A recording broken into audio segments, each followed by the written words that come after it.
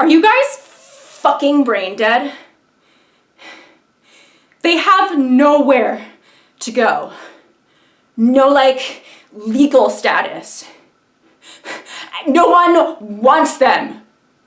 And they're just gonna be, like, deported back to their parents who sent them here in the first place so that they could have, like, clean fucking drinking water and not live next to fucking drug lords.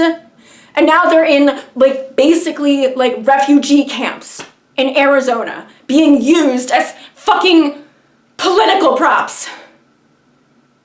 So they have a lot bigger problems than fucking ESL bedtime stories.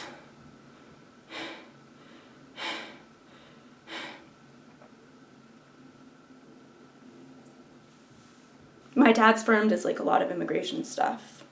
He's like pro bono stuff. He's so pissed.